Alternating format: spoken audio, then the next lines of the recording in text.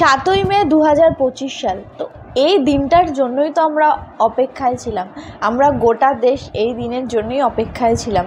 23শে April যেভাবে কাশ্মীরের পেহেলগাঁওতে terrorist attack হয়েছিল, যেভাবে ধর্ম জিজ্ঞেস করে নিরীহ নির্দোষ ট্যুরিস্টদেরকে মারা হয়েছিল, এটা কিন্তু খুবই নির্মম, নৃশংস এবং সবাই এর চরম থেকে চরমতম নিন্দা করেছিল এবং গোটা ভারতবাসী মনে প্রতিশোধের আগুন জ্বলছিল যে কিভাবে তারা এই প্রতিশোধটাকে নিতে পারে।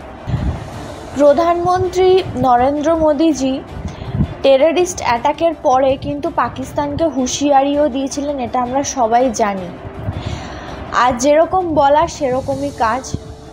আজ ভোর 1:40 থেকে 2:20 মধ্যে জঙ্গি ঘাঁটির বেশিরভাগটাই কিন্তু ইন্ডিয়ান আর্মি উড়িয়ে দিয়েছে। কথা ছিল আজকে মক ড্রিল হবে। মক ড্রিলটা কি?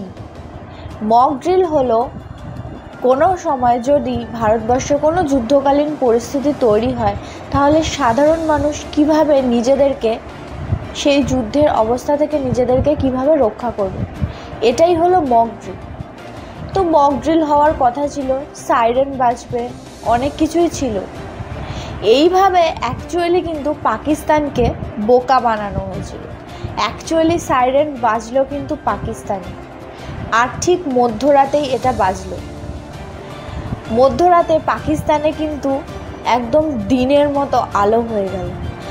আশা করি এই জিনিসটা হওয়ার পরেও, এতবার পাকিস্তানকে আমরা সমস্ত দিক থেকে পরাজিত করেছি, কিন্তু এর পরেও পাকিস্তান কোনো রকম কোনো শিক্ষা গ্রহণ করেনি।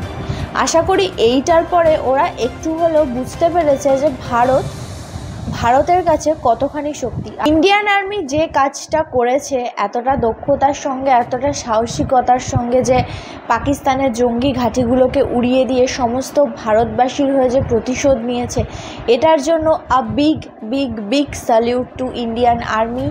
Thanks to Indian government.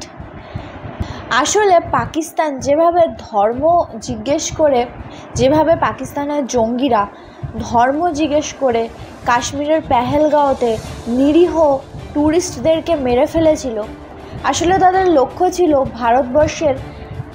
Bharatvarsha তো অ্যাকচুয়ালি হিন্দু, মুসলিম, শিখ, জৈন সবাই সর্বধর্ম সমন্বয়ের দেশ।